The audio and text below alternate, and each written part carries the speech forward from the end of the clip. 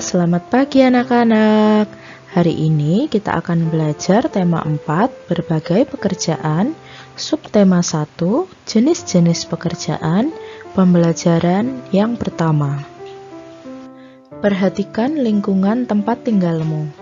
Apakah kamu tinggal di pegunungan, di dataran rendah, ataukah di wilayah pantai? Bagaimana jenis tumbuhan yang terdapat di sana? Pekerjaan apa yang ada di sana? Untuk memahaminya, yuk kita pelajari bersama-sama. Marilah kita membaca terlebih dahulu. Tempat hidup tanaman teh. Teh merupakan minuman yang banyak dikonsumsi oleh masyarakat di berbagai belahan dunia.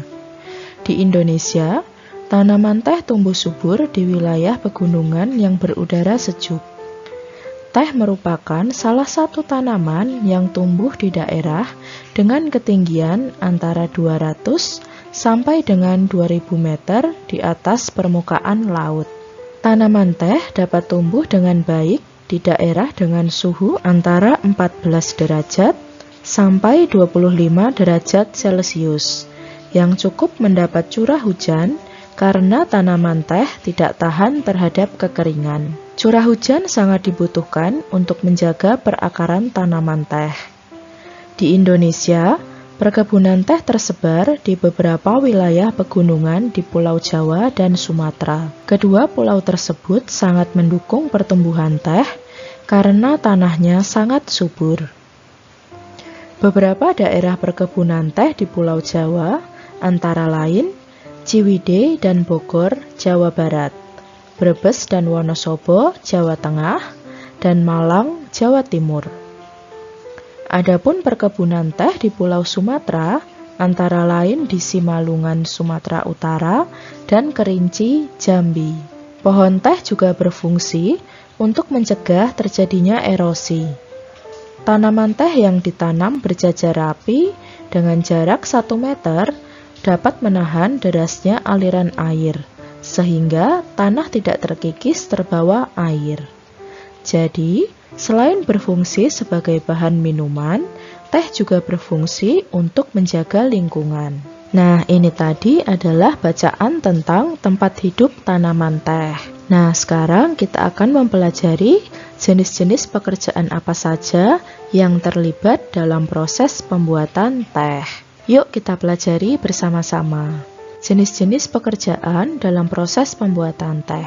Yang pertama adalah petani. Petani bertugas untuk menanam dan juga memetik daun teh. Kemudian yang kedua, pengolah daun teh. Nah, setelah ditanam dan dipetik oleh petani, kemudian daun teh dibawa ke tempat pengolahan daun teh untuk diolah. Kemudian, daun teh yang telah diolah tersebut dibawa ke tempat pengemasan untuk dikemas. Nah, teh tersebut ada yang dikemas dalam bentuk teh celup seperti ini, dan ada juga yang dikemas dalam bentuk yang lain. Nah, ini adalah jenis-jenis pekerjaan yang terlibat dalam proses pembuatan teh. Wah, ternyata proses pembuatan teh cukup panjang ya. Nah, maka kita harus bersyukur kita bisa menikmati teh yang sudah siap untuk kita minum. Berikutnya, kita akan belajar IPA tentang pentingnya keseimbangan alam dan pelestarian sumber daya alam. Indonesia merupakan negara yang memiliki sumber daya alam yang melimpah. Di Indonesia terdapat banyak pegunungan, berbagai macam tumbuhan dan hewan, sungai, serta lautan. Semua itu merupakan kekayaan alam. Kekayaan alam atau biasa disebut sumber daya alam merupakan segala sesuatu yang berasal dari alam. Contoh sumber daya alam yang memberi banyak manfaat adalah hutan bakau di pesisir pantai. Wah, apa saja ya manfaat hutan bakau di pesisir pantai? Yuk kita pelajari bersama-sama. Manfaat tanaman bakau yang pertama, mencegah terjadinya abrasi pantai. Akar bakau itu sangat kokoh menghujam ke dalam tanah. Nah, ini bisa dilihat gambar ini ya. Akarnya itu sangat kokoh menghujam ke dalam tanah, sehingga mampu menghadang gelombang yang datang. Nah, maka gelombang yang datang itu akan terpecah sebelum menghantam pesisir pantai. Kemudian manfaat yang kedua, menjadi habitat alami bagi satwa. Nah, tanaman bakau itu dapat menjadi habitat alami dari berbagai satwa, seperti ikan, udang, kepiting, dan juga burung. Manfaat tanaman bakau yang ketiga, menciptakan udara pesisir yang bersih dan segar. Nah, daun bakau itu dapat menyerap gas karbon dioksida dan melepaskan oksigen ke lingkungan, sehingga terciptalah udara yang bersih dan juga segar. Manfaat tanaman bakau yang keempat, sebagai perangkap zat-zat pencemar dan limbah industri. Selain dapat menjaga daratan, bakau juga berperan dalam mengurangi polutan di laut.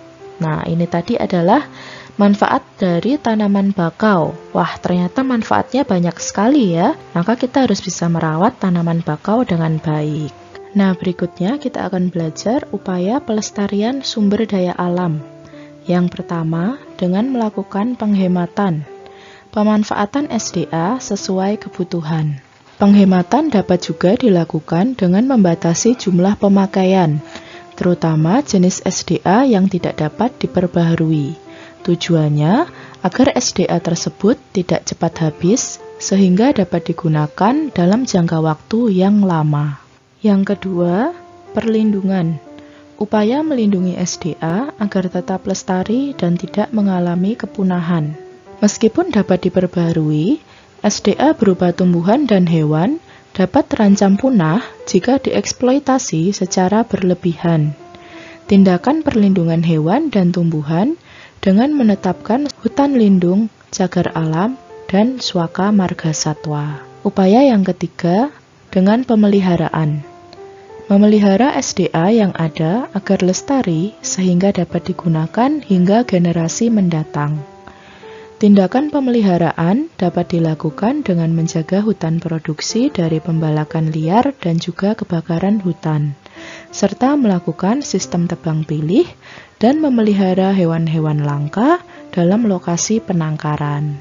Nah, itu tadi adalah beberapa upaya pelestarian sumber daya alam yang harus kita lakukan agar sumber daya alam tetap lestari dan dapat kita manfaatkan dalam jangka waktu yang lama. Sampai sini bisa dipahami? Nah, untuk melatih kemampuan anak-anak, silahkan kerjakan tugas IPA. Ini ada 4 soal ya. Silahkan anak-anak kerjakan di buku tulis. Jangan lupa tulis soalnya dulu ya. Nah, demikianlah pembelajaran kita pada hari ini. Terima kasih anak-anak sudah mengikuti pembelajaran hari ini dengan baik dan juga penuh semangat. Oke, tetap jaga kesehatan ya. Tetap semangat juga belajar di rumah. Sampai jumpa di pembelajaran berikutnya. Terima kasih.